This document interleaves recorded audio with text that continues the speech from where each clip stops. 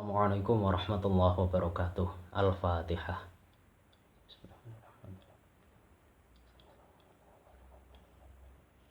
Bab terakhir materi biologi kelas 11 tentang sistem imun. Ini bukan istilah yang asing lagi, sudah sering kita dengar tentang sistem imun ya. Jadi sistem imun atau sistem pertahanan tubuh ini adalah salah satu sistem di dalam tubuh kita yang fungsinya untuk mempertahankan tubuh. Salah satu bagian dari pertahanannya sering kita dengar juga sistem kekebalan tubuh. Jadi tubuh kita ini juga punya kekebalan. Kita ini kebal, tapi bukan kebal terhadap benda tajam atau kebal terhadap serangan-serangan gaib gitu ya, tapi kebal terhadap sel-sel asing dari tubuh kita atau zat-zat asing yang mau menyerang tubuh kita. Kita punya sistem kekebalan. Jadi tubuh kita mampu mengenali mana yang berbahaya dan mana yang enggak bagi tubuh kita. Yang berbahaya nanti akan dilawan, kalau yang tidak berbahaya akan dibiarkan. Itu yang namanya sistem pertahanan tubuh. Jadi tubuh kita ini sudah punya sistem yang sangat canggih gitu. Selain sistem-sistem yang menunjang untuk fungsi kehidupan ya, ada lagi satu sistem yang paling penting, yaitu sistem pertahanan tubuh. Jadi kita punya kemampuan reproduksi yang bagus, punya kemampuan respirasi yang bagus, punya kemampuan misalnya sirkulasi darahnya bagus, tapi kalau pertahanan tubuhnya lemah, kita akan mudah diserang oleh zat-zat asing gitu, atau oleh sel-sel asing yang mau merusak tubuh kita gitu. Jadi sistem pertahanan tubuh ini sangat penting. Sering saya analogikan seperti pertahanan sebuah negara gitu. Jadi pertahanan tubuh kita ini seperti pertahanan sebuah negara. Jadi di dalam tubuh kita ini ya lengkap, ada TNI-nya, ada intelijennya, ada Densus 88-nya, kemudian juga ada Satpol PP-nya, ada Bansernya, lengkap pertahanan tubuh kita. Karena itu sebelum kita lanjutkan, mari sama-sama kita bersyukur dulu karena kita dikaruniai sistem tubuh yang sedemikian sempurna ini oleh Allah Subhanahu wa taala. Alhamdulillahirabbil alamin. Lanjut langsung ya untuk sistem pertahanan tubuh atau sistem imun. Supaya mudah, biasanya langsung saya bagi jadi 3. Jadi sistem pertahanan tubuh kita itu ada 3 lapis pertahanan, atau kita punya 3 benteng. Pertahanan tahap pertama atau lapis pertama ya. Lapis 1, pertahanan yang pertama. Yang pertama ini sering saya istilahkan benteng fisik.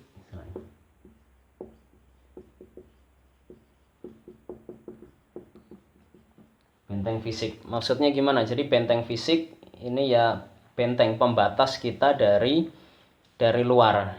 Pembatas, jadi makhluk hidup itu kan harus bisa memisahkan antara lingkungan internal dengan eksternal. Nah kalau kita ya gini juga, lingkungan internal kita ya yang ada di dalam kulit, eksternal ya ini lingkungan di sekitar kita. Jadi kita harus mampu mempertahankan kondisi internal tubuh kita. Nah pembatasnya apa? Pembatas paling utama di dalam tubuh manusia kulit.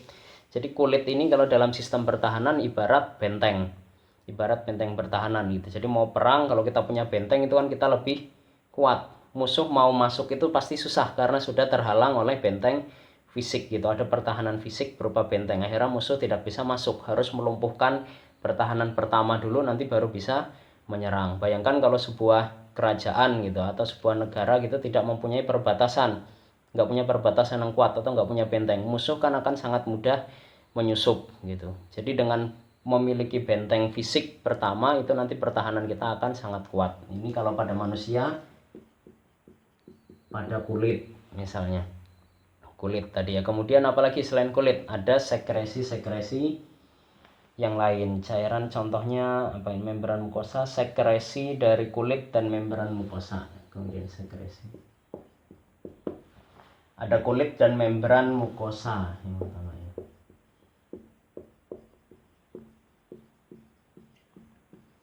Jadi untuk bagian luar kita punya pertahanan fisik berupa kulit. Kulit ini jadi ini walaupun kelihatannya rapuh gini tipis, tapi ini sangat canggih gitu. Air, kalau kita kena air itu nggak bisa meresap ke dalam kulit. Bakteri, kuman itu sangat sulit masuk untuk menembus kulit. Satu-satunya kesempatan mereka bisa masuk itu biasanya kalau terjadi luka gitu ya, atau lewat pori-pori gitu. Luka, tapi ini sangat sulit untuk ditembus. Walaupun kelihatan rapuh, ini benteng yang sangat kuat. Yang kedua, sekresi dari kulit maupun dari mukrosa. Contohnya sekresi dari kulit apa? Keringat. Jadi ketika kita beraktivitas sehari-hari itu kan tubuh kita ini pasti terpapar oleh mikroba, ada kuman, ada jamur yang menempel di sini. Nah itu kalau kita biarkan lama-lama nanti bisa berkembang. Makanya orang yang jarang mandi itu lebih berisiko terkena berbagai penyakit kulit dibanding yang rajin mandi. Saya termasuk yang malas juga kayaknya ya.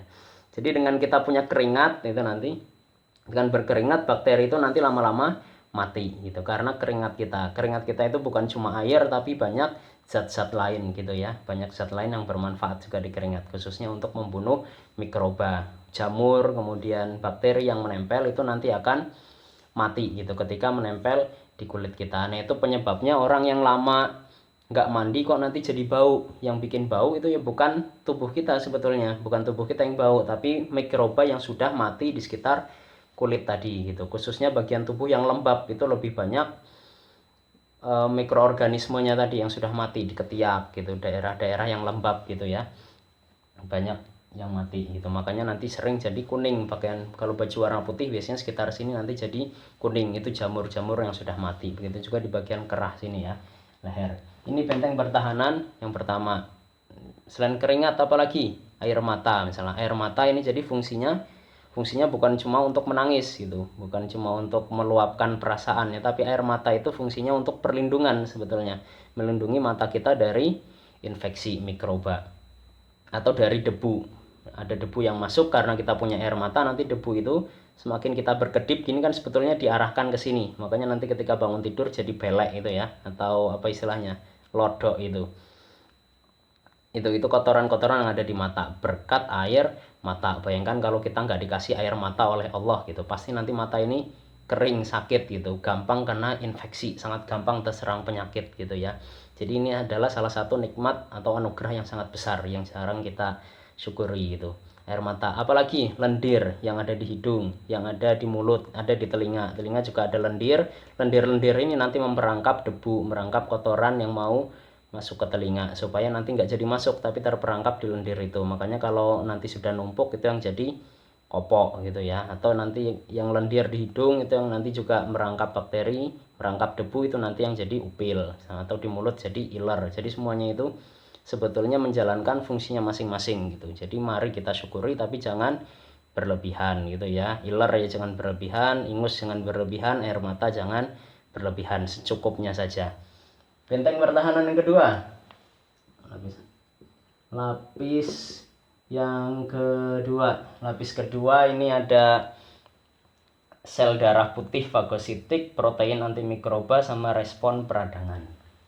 Ada sel darah putih ya, sel leukosit. Kemudian ada protein antimikroba.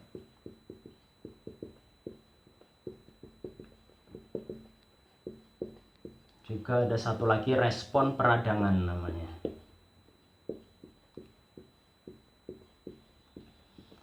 Pertahanan lapis 2. Jadi ini lapis pertama berupa benteng fisik, lapis kedua ini bukan benteng fisik. Jadi lapis kedua ini kalau lapis pertama sudah ditembus. Ini kan lapis pertama, ada mikroba nempel, dia nggak bisa masuk gitu, karena kita punya benteng yang sangat kuat bernama kulit ini. Tapi kalau tanpa sengaja kulit ini tergores misalnya, luka ini nanti rawan buat jalan masuk kuman-kuman, jalan masuk mikroba. Jadi ya tadi ibarat sebuah kerajaan punya benteng yang kuat, ternyata salah satu bagian benteng kena bom gitu, akhirnya runtuh salah satu bagian yang runtuh ini kan pasti nanti akan diserbu oleh musuh. Sama tubuh kita juga kayak gitu, kalau kita punya luka itu adalah celah masuk mikroba gitu, virus, bakteri yang mau menyerang tubuh kita masuknya lewat celah-celah itu, ada luka. Atau ini hidung, mulut gitu, lubang-lubang semacam ini gitu. Kalau lendirnya tadi tidak kuat, kalau nanti bisa menjadi infeksi. Nah pertahanan kedua kalau lapis 1 sudah tembus, ada sel leukosit, protein antimikroba, sama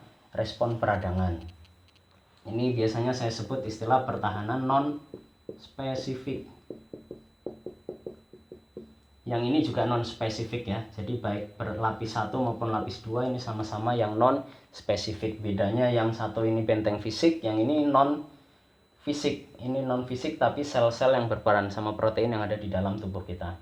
Maksudnya non spesifik apa? Jadi dia tidak tertentu gitu, yang diserang tidak khusus. Apapun pokoknya benda asing yang mau memasuki tubuh kita akan diserang oleh, akan ditahan, dipertahankan oleh dua lapis ini, lapis pertama dan lapis kedua. Jadi dia tidak peduli itu virus corona, itu virus HIV, itu penyakit cacar, penyakit polio, TBC atau penyakit flu, penyakit apapun gitu, atau dia itu bakteri, jamur, apapun, kalau dia berusaha masuk ke tubuh kita dan itu adalah asing, tidak kita kenali, pasti nanti akan dilawan oleh pertahanan lapis pertama maupun kedua. Makanya namanya non spesifik. Jadi kalau ibarat pertahanan sebuah negara tadi ini adalah benteng, kalau lapis kedua ini apa, pertahanan spesifik, berarti yang ada di masyarakat, banyak ada di masyarakat gitu ya, security gitu ya. Security itu kan siapapun, tidak khusus gitu, siapapun yang dianggap mengancam gitu pasti nanti akan diserang gitu. Babinsa, terus apa lagi, contohnya Banser kayak gitu. Itu sistem-sistem pertahanan yang non spesifik, jadi siapapun yang mengancam pasti akan dilawan oleh lapis kedua ini. Beda kalau nanti spesifik. Kalau spesifik itu sudah khusus, jadi dia hanya menangani musuh-musuh tertentu. Contohnya kalau dalam sebuah negara gitu, misalnya Densus 88. Densus 88 itu cuma menangani teroris. Kalau ada santri perempuan boncengan bertiga naik motor gitu, nggak pakai helm, kayak cabe-cabean gitu ya, itu tidak akan ditangani oleh Densus 88 gitu. Yang ngurusin siapa? Satlantas, polisi lalu lintas gitu, atau ini dinas perhubungan itu ya. Tapi Densus 88 nggak akan ngurus orang yang boncengan bertiga gitu. Ada permasalahan apa lagi? Pengedar narkoba, bandar narkoba masuk, Densus 88 juga nggak akan ngurus bandar narkoba. Densus 88 fokusnya di mana? Dia cuma melawan terorisme gitu. Gitu juga BNN. BNN itu cuma melawan narkoba gitu. BNN nanti kalau ada teroris, BNN nggak akan nyergap teroris gitu karena bukan bagiannya. Nah itu pertahanan spesifik. Jadi dia pilih-pilih siapa yang akan ditangani karena punya bidang keahlian khusus. Kalau yang non spesifik ini, baik berlapis satu maupun lapis kedua, pokoknya siapapun yang mengancam pasti akan dilawan gitu ya. Tadi gampangannya ya gitu, Banser atau security gitu ya. Nah di sini kita mulai dari protein dulu. Protein antimikroba. Jadi dalam tubuh kita ini ada banyak protein ya. Protein yang berperan melawan zat-zat asing. Contohnya di sini namanya apa? Ada sistem komplement, kemudian kemarin dulu ya kita pernah bahas tentang lisozim. Ada lisozim. Jadi tubuh kita ini memiliki lisozim. Lisozim itu apa? Liso dari kata lisis, simnya berarti enzim. Jadi ada enzim yang ini bisa menyebabkan lisis. Jadi sejenis enzim antimikroba dalam air mata, saliva, sekresi, mukosa. Nah ini pertahanan lapis kedua tadi ya.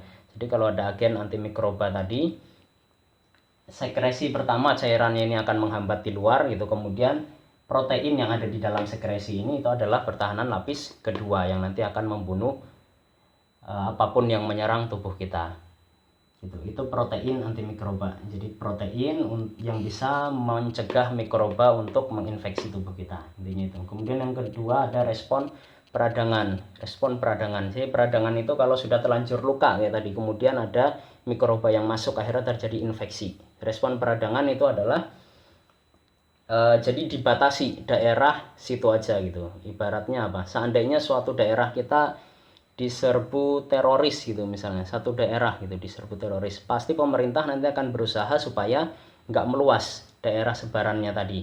Nah tubuh kita juga kayak gitu. Seandainya di sini luka terjadi infeksi, nanti akan dibatasi daerahnya di sini aja. Cara membatasinya gimana? Pertama nanti pembuluh arteri akan melebar.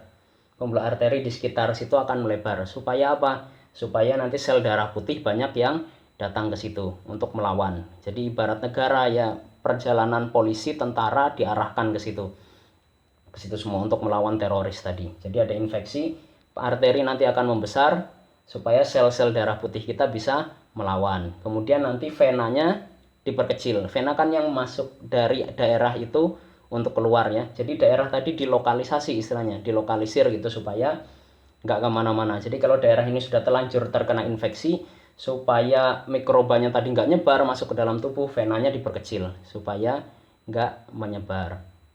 Nah nanti dampaknya apa? Kalau arterinya di sini terbuka, venanya mengecil, berarti banyak sel darah putih yang datang ke situ. Karena sel darah putih banyak ke situ, berarti nanti konsentrasi di sini oleh sel-sel hidupnya sangat tinggi. Akhirnya nanti air akan datang. Kalau air datang gimana? Jadinya nanti membengkak. bengkak. Itu ciri peradangan, makanya nanti ada membengkak ya. Kemudian nanti biasanya warnanya memerah. Kenapa memerah? Karena tadi arterinya membesar, pembuluh sekitar situ membesar, arteri darah nanti banyak ke situ, makanya berwarna merah. Karena banyak darah juga nanti akan menjadi hangat gitu. Jadi cirinya peradangan itu ada 4. Pertama bengkak, kemudian merah karena banyak darahnya, bengkak karena banyak air, merah karena banyak darah, kemudian apa tadi, hangat karena banyak darah juga ya. Kemudian terakhir nyeri, ada rasa nyeri, rasa sakit di sekitar juga. Nah ini kita juga harus bersyukur dengan adanya rasa nyeri. Jadi nyeri itu disebabkan apa? Karena ada protein-protein tertentu ya yang disekresikan di sekitar situ oleh sel-sel pertahanan tubuh kita, itu menyebabkan kita merasakan daerah itu sakit gitu. Selain saraf yang terluka itu juga akibat luka merasakan sakit. Nah ini kenapa perlu disyukuri. Bayangkan kalau orang nggak bisa merasakan sakit gitu, semuanya kayak Superman gitu. Sini luka kita nggak merasa sakit, akhirnya gimana kalau kita nggak merasa sakit? Ya kita biarkan, kita anggap nggak apa-apa gitu. Akhirnya di sini ya masih kena pasir, kita main air, kena apa gitu. Akhirnya resiko infeksinya lebih tinggi. Tapi bayangkan kalau kita di sini tergores pisau itu, kemudian kita merasakan sakit, pasti kita jadi lebih hati-hati. Jadi tangan ini nanti nggak akan kita gunakan untuk aneh-aneh gitu, nggak akan kita gunakan misalnya untuk mainan pasir gitu, nggak bisa, nggak akan kita pakai gitu ya untuk mainan lumpur gitu atau untuk aktivitas yang lain. Jadi kita akan fokus supaya luka di sini sembuh gitu. Jadi ada hikmahnya memiliki rasa sakit gitu, supaya kita lebih memperhatikan tubuh kita. Ini sama sel leukosit ya, sel leukosit harusnya paling bawah ini saya tulisnya. Sel leukosit ini ada banyak, ini juga pertahanan tubuh kedua. Dan ingat dia non spesifik, nggak pilih-pilih, jadi apapun zat asing yang masuk ke tubuh kita akan dilawan. Ada yang pertama namanya monosit. Monosit, mono berarti satu, sit berarti sel. Sel yang inti selnya berupa bulat satu, dan ini yang paling besar. Monosit ini juga sistem pertahanan tubuh kita. Dia ada di dalam darah. Nanti biasanya di darah itu cuma beberapa jam, kemudian dia nanti akan pindah ke dalam jaringan tubuh kita, berubah menjadi makrofag. Makrofag. Makro berarti besar, fag berarti dari kata fagositosis. Jadi ini adalah sel yang sangat besar, kemudian fungsinya untuk fagosit, makan. Jadi zat asing yang masuk ke tubuh kita akan dimakan oleh makrofag. Ada bakteri masuk, bakteri itu berupa sel, nanti akan dimakan oleh makrofag. Ada virus yang masuk, antigennya nggak kita kenal, nanti dimakan oleh makrofag. Jadi ini besar, sel yang sangat besar, dan tugasnya untuk makan. Dia bentuknya seperti amuba gini. Amuba. Kalau monosit masih bulat, kalau sudah berkembang jadi makrofag nanti kayak amuba gini yang punya banyak kaki semu. Seandainya nanti ada kuman, ada bakteri yang masuk gitu. Bakteri masuk, antigennya asing, tidak dikenali oleh tubuh kita, nanti akan dimakan oleh makrofag. Jadi makrofag nanti akan bikin kaki semu gini ya, perpanjangan. Sini juga kaki semu, kemudian nanti ditutup, set, masuk ke dalam sel. Proses fagositosis waktu di bab 2 dulu ya. Akhirnya kuman ini nanti dimakan. Setelah dimakan gimana? Nanti sisa pecahannya tadi akan dibuang lagi, dikeluarkan, bisa dimanfaatkan untuk nutrisi tubuh malah. Sisanya kemudian antigen asingnya, nanti saya jelasin tentang antigen, akan dipaparkan untuk respon pertahanan spesifik selanjutnya ya. Ini yang namanya monosit, nanti bisa berkembang menjadi makrofag. Jadi tadi dia akan memakan sel-sel asing yang masuk ke dalam tubuh kita, atau zat asing yang masuk ke dalam tubuh kita. Yang kedua setelah monosit ada yang namanya neutrofil. Basofil dulu aja. Basofil. Basofil ini fungsinya untuk ini menghasilkan protein tertentu. Contohnya menghasilkan histamin. Jadi ketika tubuh kita jaringannya ada yang rusak, kayak tadi tergores pisau atau terkena benturan gitu ya, memar, nanti basofil ini akan menghasilkan histamin. Histamin ini yang tadi menyebabkan arterinya membesar gitu, kemudian kita jadi merasa nyeri gitu. Atau histamin itu kalau beredar banyak dalam tubuh kita, itu nanti yang bikin gatal-gatal, penyakit biduran gitu, itu karena kebanyakan histamin. Atau alergi kita merasa gatal, itu juga karena histamin. Yang menghasilkan histamin itu adalah basofil sebagai respon pertahanan tubuh kita juga. Kemudian ada yang namanya neutrofil. Neutrofil ini bagian yang sangat banyak di dalam tubuh kita, di dalam darah kita ya. Jadi di antara seluruh sel leukosit ada monosit, basofil ya, dan lain-lain. Yang paling banyak itu adalah neutrofil, kurang lebih 60%. Neutrofil ini dia juga seperti monosit, seperti makrofag, dia fagosit juga, dia makan. Jadi ketika ada mikroba yang nggak dikenali, yang dianggap musuh, itu nanti akan dimakan oleh neutrofil. Cuma bedanya neutrofil ini gimana? Dia ini nggak bisa menyerang kayak makrofag. Kalau makrofag ini lebih efektif. Kenapa? Karena dia datang, kemudian musuhnya dimakan. Selesai, tuntas. Kalau neutrofil ini enggak, dia responnya bisanya bertarung langsung tapi bunuh diri. Jadi neutrofil ini cenderung mati juga. Makanya usianya pendek nanti. Neutrofil ketika dia ada kuman masuk, neutrofil menyerang, kumannya mati, neutrofilnya juga mati gitu. Makanya jumlahnya sangat banyak neutrofil ini ya. Bunuh diri, jadi ini nanti dia juga ikut mati. Nah ini ketika kita memiliki luka, makanya biasanya ada nanahnya juga. Nanah itu sebetulnya dari bagian mikroba yang sudah dirusak, kemudian juga neutrofil yang sudah mati, itu yang nanti akan menjadi nanah gitu ya. Terutama yang sering cantengan jempolnya, cantengan itu banyak neutrofilnya yang nanti jadi nanah gitu. Makanya kalau banyak nanah kan nanti jadi tertekan, rasanya lebih nyeri. Tapi kalau sudah pecah itu nanahnya sudah keluar, nanti lebih lega. Tapi kalaupun enggak, nanti nanah itu bisa diserap lagi oleh tubuh kita. Ada lagi yang namanya eosinofil. Eosinofil ini juga sel-sel leukosit kita, bagian dari leukosit. Ini yang nanti mempertahankan tubuh. Khususnya kalau ini agak lebih spesifik, dia akan menyerang parasit yang lebih besar biasanya. Contohnya ada cacing yang masuk ke dalam tubuh kita. Cacing, kalau cacing itu terpapar oleh leukosit kita, oleh darah kita, nanti yang akan melawan adalah eosinofil. Caranya gimana? Eosinofil kan kecil, cacing kan besar, berarti nanti dia hanya menyerang bagian cacing itu. Contohnya kulit cacingnya nanti diserang supaya bolong gitu, atau supaya intinya cacingnya mati, tapi bukan melalui proses fagositosis tapi melalui proses penyerangan gitu, karena eosinofil lebih kecil daripada makrofag. Ini nanti melawan parasit. Ini sekalian ya, ini jenis-jenis sel darah putih hitam: monosit, basofil, neutrofil, eosinofil. Ada lagi yang namanya NK, natural killer. Natural killer, serem namanya ya, natural killer atau NK. Sel NK ini jadi adalah bagian pertahanan tubuh kita juga. Ini berupa sel ya, tapi dia tidak menyerang penyakitnya. Seandainya ada virus yang masuk atau ada kuman, ada bakteri yang masuk, natural killer atau NK ini nggak membunuh bakterinya, tapi yang dia bunuh apa? Sel-sel tubuh kita yang sudah terserang bakteri gitu. Jadi natural killer ini fungsinya membunuh bagian tubuh kita sendiri yang sudah yang dianggap berbahaya gitu. Jadi tadi ada sel di dalam tubuh kita. Kita menghirup udara, influenza masuk, akhirnya di daerah faring gitu nanti terjadi infeksi, terjadi peradangan di sekitar faring. Akhirnya sel-sel di sekitar faring itu kan nanti selain pertahanan yang ini, nanti NK juga datang untuk membunuh selnya tadi gitu. Sel yang sudah diserang nanti akan dibunuh oleh NK yang terserang virus gitu ya. Contohnya lagi ketika terjadi sel kanker, sel tubuh kita ada yang bermutasi menjadi sel kanker gitu. Sel kanker itu nanti akan dikenali oleh NK. Jadi di sini ada sel yang aktivitasnya nggak normal, dia membelah terus gitu. Akhirnya nanti NK ini, natural killer, ini yang akan membunuh kanker. Jadi tubuh kita ini juga sudah punya solusi tersendiri untuk menghadapi kanker. Kita sudah punya obatnya di dalam tubuh kita, itu yang namanya natural killer. Ada satu bagian lagi dari sel leukosit yang namanya sel limfosit. Limfosit ya, limfosit, sit berarti sel, limfo berarti limfa. Jadi sel darah putih yang banyak terdapat di jaringan limfa.